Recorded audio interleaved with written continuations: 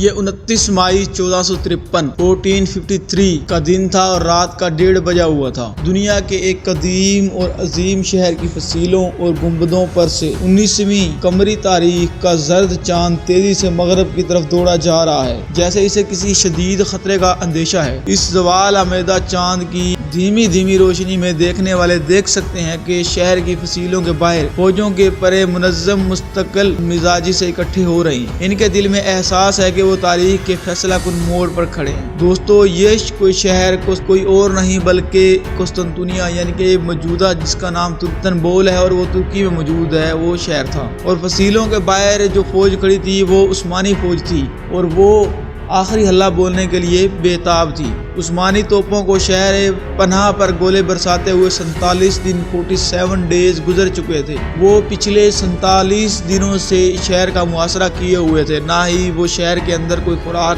جانے کی اجازت دے رہے تھے، نہ ہی کوئی رسد اور کوئی مدد۔ عثمانی فوج کے کمانڈروں نے خاص طور پر 3 مقامات پر گولہ بارود مرکوز رکھ کر فصیل کو یعنی کہ جو شہر کی دیوار تھی اس کو بہت زیادہ نقصان پہنچایا تھا۔ عثمانیوں کے 21 سالہ سلطان محمد ثانی غیر متوقع طور پر اپنی فوج کے اگلے مورچے پر پہنچ گئے۔ انہوں نے فیصلہ کر لیا ہے کہ حتمی یلغار دیواروں کے میسوٹیکون کہلانے والے وسطی حصے سے کی جائے گی، جس میں کم از کم 9 شگاف پڑ چکے ہیں اور خندق کا بڑا حصہ بھی پار کر لیا گیا ہے۔ سر پر بھاری پگڑی باندھے اور طلائی خلق میں ملبوس سلطان نے اپنے سپاہیوں کو ترکش زبان میں مخاطب کیا: میرے دوستوں اور بچوں، آگے بڑھو، اپنے آپ کو ثابت کرنے کا لمحہ آ گیا ہے۔ اس کے ساتھ ہی نکاروں، کرنوں، طبلوں اور بگلوں کے شور نے رات کی خاموشی کو تار تار کر دیا، لیکن اس کان پاڑتے شور میں بھی عثمانی دستوں کے فلک شکاف نعرے صاف سنائی دیے جا سکتے تھے، جنہوں نے فصیل کے کمزور حصوں پر حلہ بول دیا۔ ایک طرف خشکی سے اور دوسری طرف سمندر میں موجود عثمانی بحری جہازوں پر نصب توپوں کے دہانوں نے بھی آگ برسانا شروع کر دی۔ بازنطینی سپاہی اس حملے کے لیے دیواروں پر تیار کھڑے تھے، لیکن پچھلے 1.5 ماہ کے محاصرے نے ان کے حوصلے پست اور اعصاب شکستہ کر دیے۔ بہت شہری بھی مدد کے لیے دیواروں پر آ پہنچے اور پتھر اٹھا اٹھا کر نیچے اکٹھا ہونے والے حملہ آوروں پر پھینکنا شروع کر دیے۔ دوسرے اپنے اپنے قریبی چرچ کی طرف دوڑے اور گڑ گڑا منتیں شروع کر دی۔ پادریوں نے شہر کے متعدد چرچوں کی گھنٹیاں پوری طاقت سے بجانا شروع کر دی، جن کی ٹناٹن سے ان لوگوں کو بھی جگا دیا گیا جو ابھی تک سو رہے تھے۔ ہر فرقے سے تعلق رکھنے والے عیسائی اپنے صدیوں پرانے اختلاف بھول کر ایک ہو گئے اور ان کی بڑی تعداد شہر کے سب سے بڑے اور مقدس کلیسا ہاجیا صوفیہ میں اکٹھی ہو گئی۔ بازنطینی فوج نے بڑی بہادری سے عثمانیوں کی یلغار روکنے کی کوشش کی، لیکن اطالوی طبیب نکولس باربیروس جو اس دن شہر میں موجود تھے وہ لکھتے ہیں کہ سفید پگڑیاں باندھے ہوئے حملہ آور عثمانی فوجی دستے بے جگر شیروں کی طرح حملہ کرتے تھے اور ان کے نعرے اور طبلوں کی آوازیں ایسی تھی جیسے ان کا تعلق اس دنیا سے ہو نہ ہو۔ روشنی پھیلنے تک ترک سپاہی فصیل کے اوپر پہنچ گئی۔ اس دوران اکثر دفاعی بازنطینی فوجی مارے جا چکے تھے اور ان کا سپہ سالار جیوانی جسٹینیانی شدید زخمی ہو کر میدان جنگ سے باہر ہو چکا تھا۔ جب مشرق سے سورج کی پہلی کرن نمودار ہوئی تو اس نے دیکھا کہ ایک ترک سپاہی کرپور پورتا دروازے کے اوپر نصب بازنطینی پرچم اتار کر اس کی جگہ عثمانی جھنڈا لہرا رہا ہے۔ سلطان محمد فاتح سفید گھوڑے پر اپنے وزراء اور عمائدین کے ہمراہ حاجیہ صوفیہ پہنچے۔ صدر دروازے کے قریب پہنچ کر وہ گھوڑے سے اترے اور گلی سے ایک مٹی خاک لے کر اپنی پگڑی پر ڈال دی۔ ان کے ساتھیوں کی آنکھوں سے آنسو جاری ہو گئے۔ مسلمان 700 سال کی جدوجہد کے بعد بالآخر قسطنطنیہ کو فتح کرنے میں کامیاب ہوئے تھے۔ قسطنطنیہ کی فتح محض ایک شہر پر ایک بادشاہ کے اقتدار کا خاتمہ اور دوسرے کے اقتدار کا آغاز نہیں تھا دوستو۔ اس واقعے کے ساتھ دنیا کی تاریخ کا ایک باب ختم ہوا اور دوسرے کی ابتدا ہوئی تھی۔ ایک طرف 27 قبل مسیح 27 BC میں قائم ہونے والی رومن امپائر 1480 سال تک کسی نہ کسی شکل میں برقرار رہنے کے بعد اپنے انجام کو پہنچ رہی تھی، تو دوسری جانب ایک ایسی سلطنت جو کہ اگلے کئی صدیوں تک دنیا کے مستقبل کا تعین کرنے والی تھی، وہ اپنے نقطۂ عروج پر پہنچ چکی تھی۔ 1453 وہ سال ہے جسے قرون وسطیٰ یعنی کہ مڈل ایجز کا اختتام اور جدید دور کا آغاز بھی سمجھا جاتا ہے۔ یہی نہیں بلکہ فتح قسطنطنیہ کو فوجی تاریخ کا سنگ میل بھی قرار دیا جاتا ہے، کیونکہ اس کے بعد ثابت ہو گیا کہ اب بارود کے استعمال اور بڑی توپوں کی گولہ باری کے بعد فصیلیں کسی شہر کے تحفظ کے لیے ناکافی ہیں۔ شہر پر ترکوں کے قبضے کے بعد یہاں سے ہزاروں کی تعداد میں یونانی بولنے والے شہری بھاگ کر یورپ اور خاص طور پر اٹلی کے مختلف شہروں میں جا بسے۔ اس وقت یورپ تاریخ دور سے گزر رہا تھا اور قدیم یونانی تہذیب سے کٹا ہوا تھا، لیکن اس تمام عرصے میں قسطنطنیہ میں یونانی زبان اور ثقافت بڑی حد تک برقرار رہی تھی۔ یہاں پہنچنے والے مہاجروں کے پاس ہیرے جواہرات سے بھرے بے قیمت خزانہ تھا۔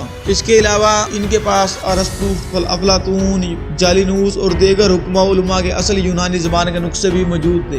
ان سب نے یورپ میں قدیمی یونانی علوم کے احیاء میں زبردست کردار ادا کیا اور مورخین کے مطابق انہی کی وجہ سے یورپ میں نشاط ثانیہ کا آغاز ہوا، جس نے آنے والی صدیوں میں یورپ کو باقی دنیا سے سبقت لینے میں مدد دی، جو آج بھی برقرار ہے۔ تاہم نوجوان سلطان محمد کو، جسے آج دنیا سلطان محمد فاتح کے نام سے جانتی ہے، 29 مئی کی صبح جو شہر نظر آیا وہ یہ شہر نہیں تھا جس کی شان شوکت کے افسانے اس نے بچپن سے سن رکھے تھے۔ طویل کمزوری کی وجہ سے جو بازنطینی سلطنت ہے دوستوں وہ آخری سانسیں لے رہی تھی، اور قسطنطنیہ جو دنیا کا اب تک سب سے بڑا اور امیر اور مالدار شہر رہا تھا، اب اس کی آبادی بھی سکڑ کر چند ہزار تک رہ گئی تھی، اور شہر کے کئی حصے ویرانی کے سبب ایک دوسرے سے کٹ کر الگ الگ گاؤں میں تقسیم ہو چکے تھے۔ کہا جاتا ہے کہ نوجوان سلطان نے شہر کی حالت زار دیکھ کر شیخ سعدی سے منسوب یہ شعر پڑھا۔ اس کا ترجمہ ہے کہ اولو افراسیاب کے میناروں پر نوبت بجایا جاتا ہے، کیسر کے محل پر مکڑی نے چالے بنا لی ہیں۔ دوستو یہاں ہم بات کرتے ہیں تھوڑی سی قسطنطنیہ کی تاریخ کی۔ قسطنطنیہ کا قدیم نام بازنطین تھا، لیکن جب 330 عیسوی میں رومن شہنشاہ کنسٹانٹائن اول نے اپنا دارالحکومت روم سے یہاں منتقل کیا تو شہر کا نام بدل کر اپنے نام کی مناسبت سے کنسٹانٹینوپل کر دیا، جو عربوں کے وہاں پہنچ کر قسطنطنیہ بن گیا۔ مغرب میں رومن امپائر کے خاتمے کے بعد یہ سلطنت قسطنطنیہ میں برقرار رہی اور چوتھی تا 13ویں صدی تک اس شہر نے ترقی کی۔ وہ منازل طے کی کہ اس دوران دنیا کا کوئی اور شہر اس کی برابری کے مقابلہ تو دور، اس کی برابری کا دعویٰ بھی نہیں کر سکتا تھا۔ یہی وجہ ہے کہ مسلمان شروع ہی سے اس شہر کو فتح کرنے کے خواب دیکھتے آئے تھے۔ چنانچہ اس مقصد کے حصول کی خاطر چند ابتدائی کوششوں کی ناکامی کے بعد 674 عیسوی میں ایک زبردست بحری بیڑا تیار کر کے قسطنطنیہ کی سمت روانہ کی۔ اس بیڑے نے شہر کے باہر ڈیرے ڈال دیے اور اگلے 4 سال تک متواتر فصیلیں عبور کرنے کی کوششیں کرتا رہا۔ آخر 678 میں بازنطینی بحری جہاز شہر سے باہر نکلے اور انہوں نے حملہ آور عربوں پر حملہ کر دیا۔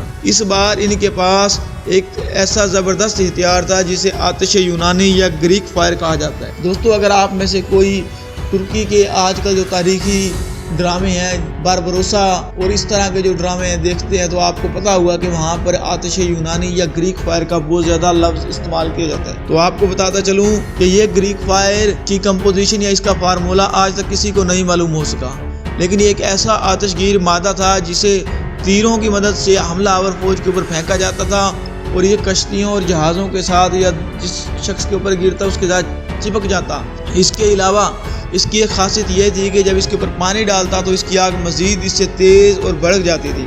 اب عرب ٹھہرے میدان جنگ میں لڑنے والے تیروں اور تلواروں کے ساتھ، اب ان کو کیا پتا کہ یہ آتش یونانی یا گریک فائر کیا ہوتا ہے۔ جب عربوں کے اوپر اس آتش یونانی کو برسایا گیا تو وہ اس آفت کے مقابلے کے لیے تیار نہیں تھے۔ چنانچہ دیکھتے ہی دیکھتے ان کا تمام بحری بیڑا آتش زار کا منظر پیش کرنے لگا۔ اب جب آگ لگتی ہے تو یہ قدرتی عمل ہے کہ ہم پانی کی طرف بھاگتے ہیں، تو ایسا ہی عرب سپاہیوں نے کیا۔ انہوں نے جب آگ لگی تو انہوں نے بھاگ کر پانی کے اندر چھلانگیں لگا دی، لیکن ان کو کیا پتا تھا کہ یہ ایک ایسا آتش گیر مادہ ہے جو کہ پانی میں جانے کے بعد مزید آگ پکڑ لیتا ہے۔ اس حملے کی وجہ سے عربوں کا بہت زیادہ نقصان ہو چکا تھا اور اب ان کے پاس پسپائی کے علاوہ کوئی اور چارہ نہ تھا۔ اب جب وہ واپس جا رہے تھے تو راستے میں ایک ایسا سمندری طوفان آیا جس نے ان کی مشکلات کو مزید بڑھا دیا اور بچا کچا لشکر بھی اس طوفان کی نظر ہو گیا۔ دوستو یہ وہی محاصرہ تھا جس محاصرے کے دوران مشہور صحابی حضرت ابو ایوب انصاری نے بھی اپنی جان آفرین کے سپرد کر دی تھی۔ ان کا مقبرہ آج بھی شہر کی فصیل کے باہر ہے۔ سلطان محمد فاتح نے یہاں پر حضرت ابو ایوب انصاری رضی اللہ تعالی عنہ کی یاد میں ایک مسجد بھی بنا دی تھی جسے آج ترک مقدس مقام مانتے ہیں۔ دوستو عربوں کا یہ ایک پہلا حملہ ناکام ہونے کے بعد اور چھوٹے موٹے حملے قسطنطنیہ کے اوپر ہوتے رہے، لیکن جو اس سے اگلا جو بڑا حملہ تھا وہ 717 عیسوی 717 میں بنو امیہ کے